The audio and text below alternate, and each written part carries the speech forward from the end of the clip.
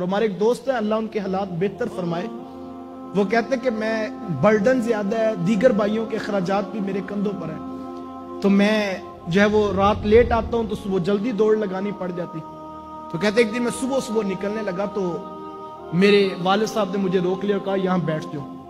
کہتے ہیں میں پاس بیٹھ گیا تو میں نے کہا کوئی شاید اہم بات کرنی ہے، کوئی گھر کے بارے میں کوئی مسئلہ نہ ہو گیا ہو. تو کہتے ہیں میں پاس بیٹھا تو وہ کہنے لگے کہ بیٹا تم ہمارے لیے اتنا کچھ کرتے ہو اور ہمیں پتہ ہے تمہارے پاس وقت بھی نہیں ہے، اور تم جو دودھ اور فروٹ کا بندوبست کرتے ہو تو بہو ہمیں سب کچھ کھلاتی ہے، لیکن بیٹا ہمارا جی کرتا ہے کبھی کبھی تم بھی ہمارے پاس بیٹھا کرو اور اپنے ہاتھوں سے فروٹ کاٹ کر ہمیں بھی دیا کرو. ہماری آرزو ہے کہ ہم تمہارے ساتھ بھی بیٹھ کر کھایا کریں. کتنے چاہ سے فون کرتے ہو دوستوں کو کہ آج آؤ، آج باہر بیٹھ کر کھانا کھانے کو جی کر رہا ہے. یار کبھی فون کر کے یہ بھی کہا ہے ماں آج نہ کھانا، آج میں بھی آؤں گا تو پھر کٹھے بیٹھ کر کھائیں گے. ہم دوستوں کو تو روک لیتے ہیں، ان کے لیے 2-2 گھنٹے کی بھوک برداشت کر لیتے ہیں.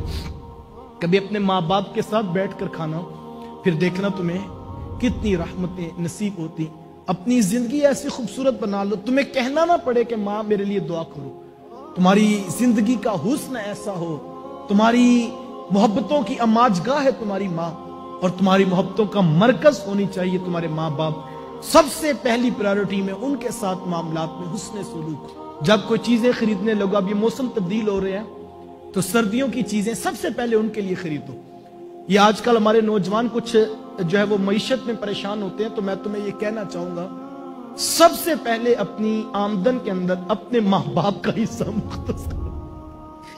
تمہیں نہیں پتا یار، تم چھوٹے تھے، تمہارا باپ 3 دن مزدوریاں کر کے جب عید کے دن قریب آتے تھے تو وہ ٹھیکیدار کو کہتا تھا کہ میرے سے اوور ٹائم لگا لو، میرے کوئی دن بڑھا لو، عید قریب ہے، میں نے اپنے بیٹے کے 3 دن کے کپڑے بنانے.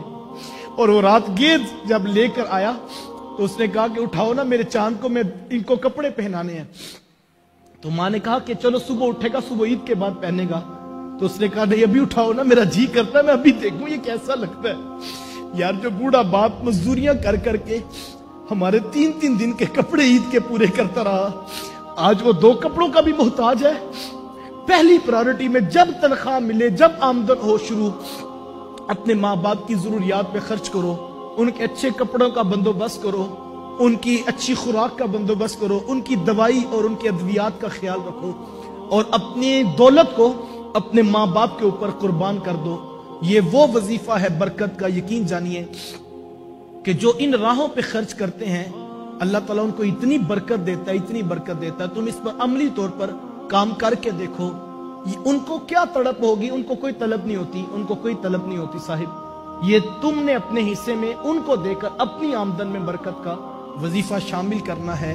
کتنا اچھا ہو کہ ہمارے رویے میں نرمی آ جائے، ہمارے لہجے میں ادب آ جائے، احترام آ جائے. ہم گھر جائیں تو ہاتھ چھوڑ کر ماں کے قدموں میں بیٹھ جائیں، ہم باپ کے پاؤں پکڑ کر بیٹھ جائیں کہ ابا جی میں بھولا تھا، مجھے نہیں پتا تھا، میں ساری گستاخیاں ساری غلطیاں قبول کرتا ہوں، مجھے معاف کر دیں. اور آج معافی مانگ لو، پتہ نہیں کل کا سویرا طلوع ہو یا کہ نہ ہو، آج ان کو راضی کر لو. وہ تو پہلے انتظار کر رہے ہوتے ہیں کہ کسی طریقے جو ہے وہ ہماری